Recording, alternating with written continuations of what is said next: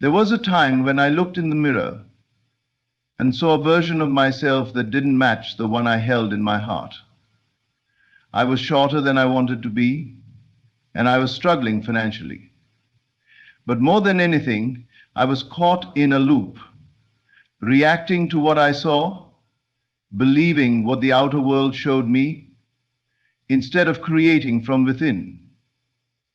That all changed the moment I stopped looking at reality and started creating it. I began with a very simple act.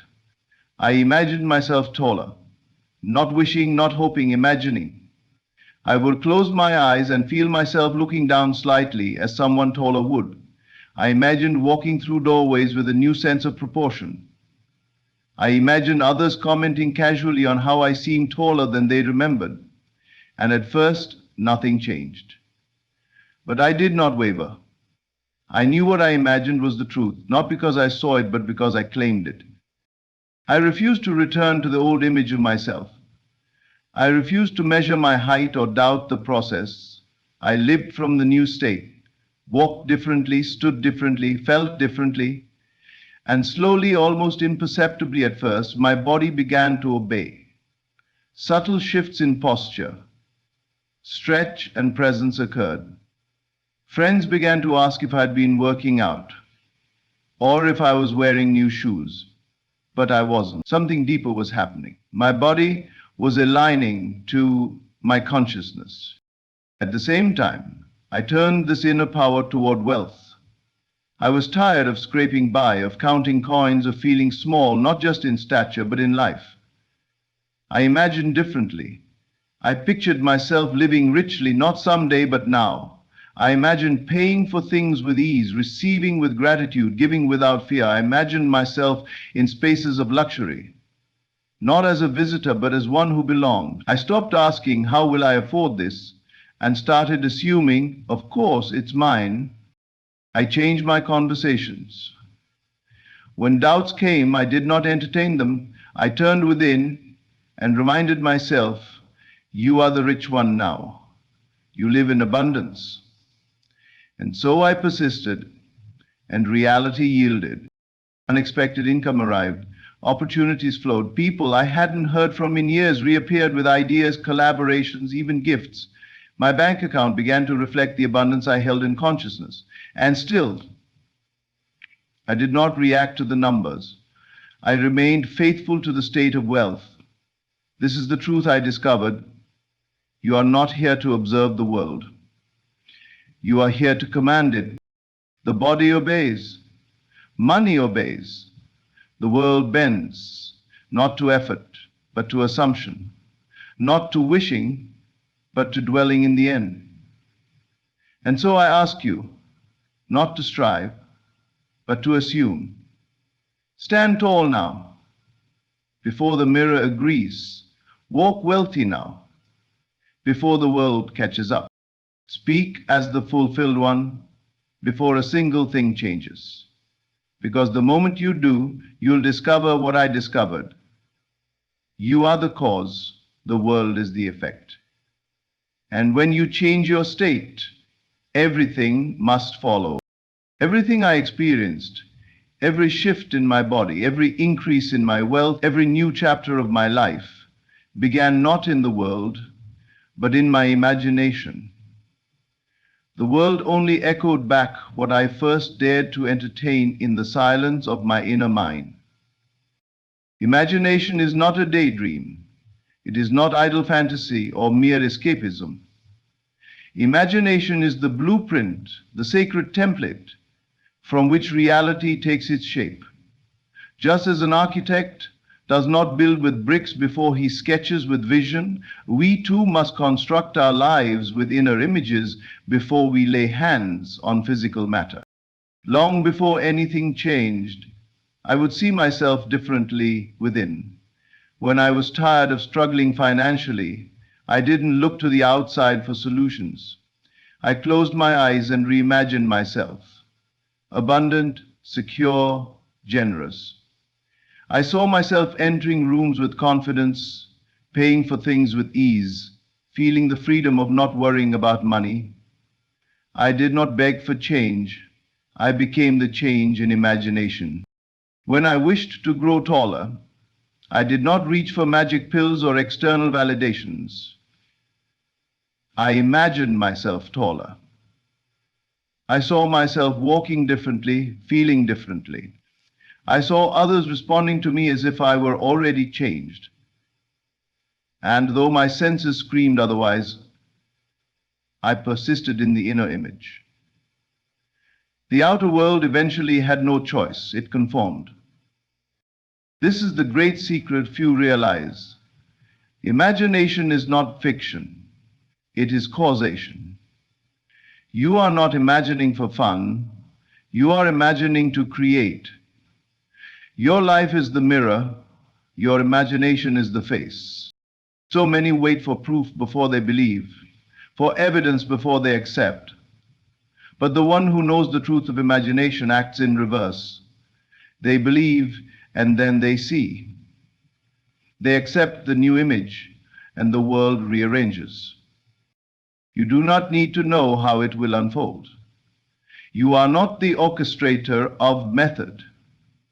You are the author of vision. The how is none of your business.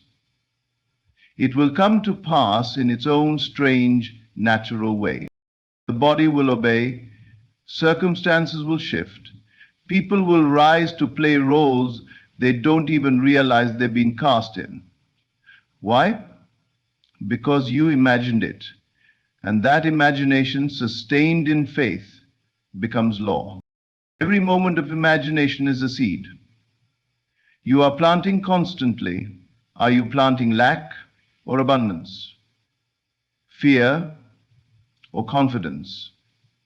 Sickness or health? The seed may be invisible, but the harvest will not be. You do not need more effort. You need more inner certainty. Return again and again to the inner scene, not to repeat it in desperation, but to live in it with joy, to see it not as a wish, but as a fact. Because when you make imagination your home, the world cannot help but match it. The world is your reflection, and imagination is the face you show it. Dare to imagine, and you will dare to live. I didn't wish to be taller. I didn't hope to be wealthier. I didn't beg for change or wait for signs. I lived as though I already was. And that, more than anything else, changed my world. Most people live in reaction. They observe the facts, they analyze the numbers, they stare into the mirror and believe what their senses tell them. But senses only echo consciousness. They cannot lead, they can only follow. So I made a decision. I would no longer live from the middle, from uncertainty, or from the past. I would live from the end where I had already become who I desired to be.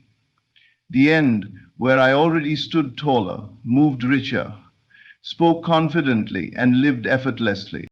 I began to walk into rooms with a new energy, not as someone trying to prove their worth, but as someone who already knew they belonged. I began to spend money with calm confidence, not recklessly, but with the inner knowing that more would always come. I stopped checking for signs, for progress, for proof. Why? Because in the end, I had already arrived. There was nothing to check. The assumption was made, and that assumption became the reality. This is the great shift. Living from the desire fulfilled, not toward it. When you live toward something, you are constantly acknowledging its absence. You are reaching, chasing, striving, broadcasting to your subconscious that it is not yet mine. But when you live from the end, you do not need, you simply are. And that state of being calls everything into alignment. I began to think taller, feel taller. I didn't measure my body. I lived in the body I had imagined. I didn't check my bank balance every day. I gave thanks for the abundance I already possessed. And slowly the outer reality conformed, my posture shifted, my presence expanded, money flowed, opportunities arrived. But none of these were causes, they were effects. The cause was consciousness, the cause was living from the end. And make no mistake, this is not pretending. Pretending is rooted in lack. Living from the end is rooted in knowing. It is a deep inner acceptance that what you have imagined is not fiction, but truth. It is the refusal to compromise your assumption based on temporary appearances. You are not trying to attract something outside of you. You are simply remembering who you already are in the unseen. You are aligning with a reality that already exists in consciousness. So I ask you, what would you wear? How would you speak? How would you walk if you were already the person you wish to be? Then do it. Don't wait. Don't postpone your transformation for permission from the outside world. The end is not a destination. It is a dwelling place. Move in. Settle there. Let the world rearrange itself to reflect your new state. Because when you live from the end comes quickly. Live as if it's already done, and soon it will be. At some point in my journey, I realized it wasn't the world holding me back. It wasn't the lack of money, the number on the measuring tape, or anyone else's opinion. What truly kept me small was the voice within me, the one I kept listening to, moment after moment. My inner conversations were drenched in doubt, filled with questions like, why hasn't it happened yet? Or what if this doesn't work for me? I would smile on the outside and affirm success, but within, I was still negotiating with fear. And so, the world kept returning to me exactly what I offered it inwardly, a reflection of my own conflicted state. Then came the shift. I stopped watching the world and started watching myself. Not my body, not my circumstances, but my thoughts. I became aware of the quiet whisper behind everything I did. Was it encouraging? Was it rooted in power? Or was it quietly repeating the same old story of lack and limitation? What I discovered changed my life. My inner dialogue was the author of my outer world. So I changed the conversation. I no longer tolerated thoughts of doubt, self-pity, or maybe someday. I began to speak to myself as the version of me who already had everything. I heard myself say, this is who I am now. It's done. It's unfolding perfectly. I stopped arguing with reality and began commanding it with certainty. I spoke differently in silence. When no one was around, I didn't go back to the old mental script of worry and lack. I filled the silence with affirming truth. I imagined conversations with friends where they celebrated my success. I rehearsed scenes where my height, my wealth, my joy were normal, even expected.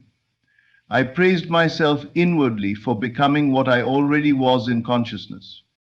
People began to respond to me differently. Opportunities opened. My posture shifted. My confidence grew.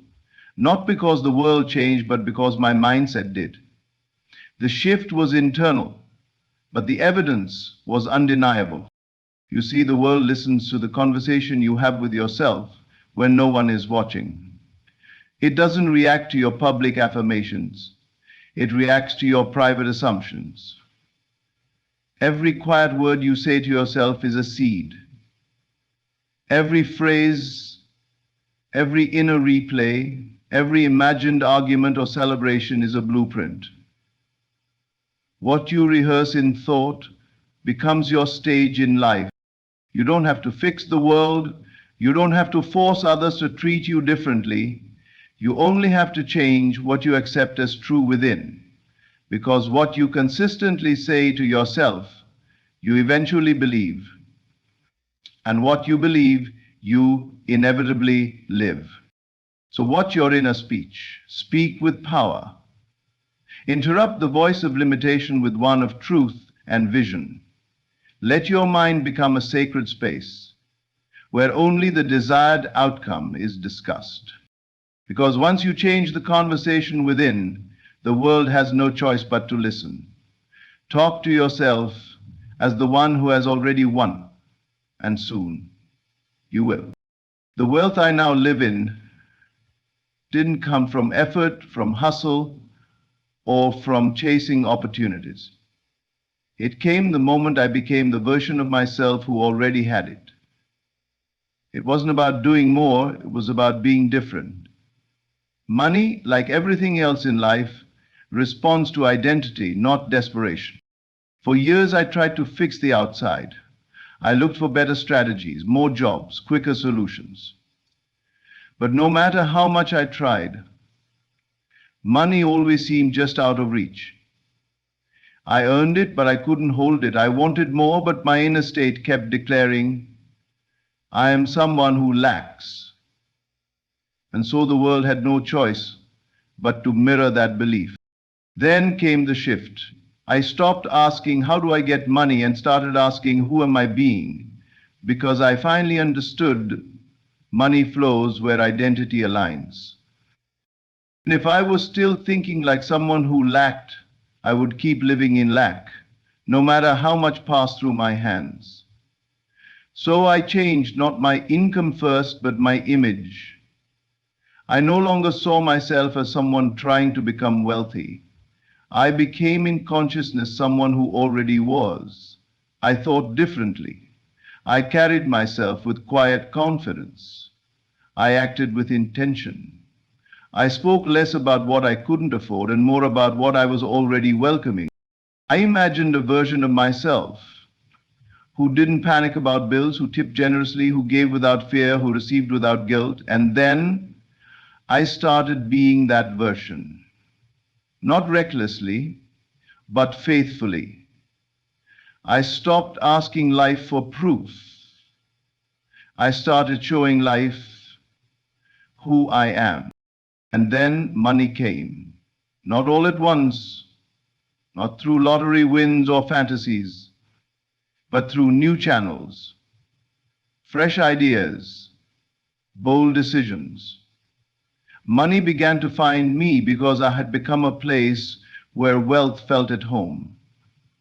I no longer chased it. I attracted it by embodying the state of the wealthy. You must understand, money is not a reward. It is a reflection. It reflects your internal state, your assumptions, your emotional tone. If you see yourself as someone who always struggles, that identity will keep reproducing itself in your life. But when you align your identity with abundance, when you stop waiting to have money and instead start being the one who has it, money moves toward you naturally. It's not about affirmations alone. It's not about repeating, I am rich, while secretly feeling poor. It's about saturation, living, thinking, and breathing from the position of wealth until it becomes normal to you. The identity must be assumed before the evidence appears. So ask yourself, not how can I make more money, but who am I being in relation to money? Do you feel wealthy now?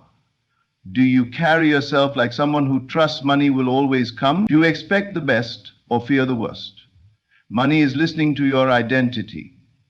It will always find its way to the person who believes it already belongs to them. There was a time when I believed that more effort meant more success. I wore struggle as a badge of honor, pushed harder when results didn't come, and exhausted myself trying to force change through sheer will. But no matter how hard I worked, nothing truly shifted, at least not in the way I desired. Then I discovered something that changed everything. It is not effort, but persistence in assumption that brings results. I stopped striving. I stopped trying to prove my worth or chase the outcome. Instead, I chose to persist in belief, to remain loyal to the end I had imagined, no matter what the senses showed me. I assumed the state of being taller, wealthier, more fulfilled, and I held to that assumption quietly and faithfully. This is not to say I did nothing, but my actions were no longer desperate or reactionary. They were inspired, natural, flowing from the state I had already assumed. I no longer moved from fear of lack. I moved from the fullness of having already received. You see, the world is not moved by your effort. It is moved by your conviction. When you persist in a state, when you wake up and return to it again and again, even when evidence is lacking, the world eventually bends. The forms rearrange, people shift, circumstances unfold, time makes way. But only for the one who will not be moved from their inner knowing. Doubt came, yes, it always does. But doubt was no longer my master. It became a passing shadow I no longer clung to. I refused to re-identify with the old self. I didn't fight the doubt, I simply ignored it and returned to the truth I had chosen. The world will test your faith, not to punish you, but to give you a chance to stand firm. Every delay, every contradiction is an invitation to persist, not to try harder, but to believe more deeply. Because when you know something is already yours in consciousness, you don't panic. You rest in the assurance that it must come to pass. Persistence is quiet power. It's the refusal to accept anything less than your imagined truth. It's not loud or dramatic. It's stable, constant, unmoved. And slowly, as I remained faithful to my inner reality, the outer world caught up. My height changed. My financial life transformed. Opportunities I could never have worked my way into appeared without struggle. I realized then, your job is not to make it happen. Your job is to remain in the state where it already has. So don't wear yourself out trying to push the world into shape. Let your belief shape the world for you. Persist in the end you've claimed. Stay loyal to your vision regardless of time or appearances. Because the one who persists, not with force, but with inner certainty, is the one who sees the promise fulfilled. So you see, nothing changed in my world until I changed. I didn't need to fight the outer world. I didn't need to convince others or push against the facts.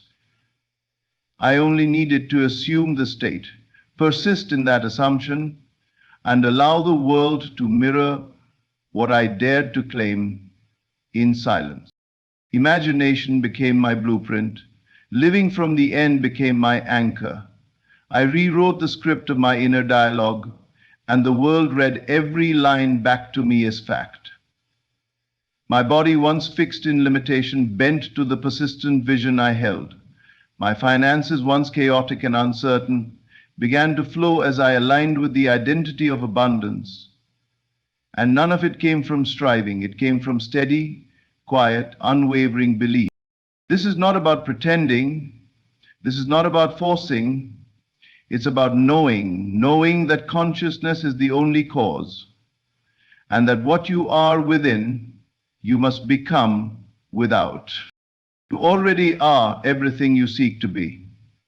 You only need to return again and again to that truth and walk as though it were already so. Because when you become it in imagination, when you persist without flinching, the world has no choice but to conform. So I invite you to drop the struggle and assume the victory. Become the one who already has it, and you will. Thank you.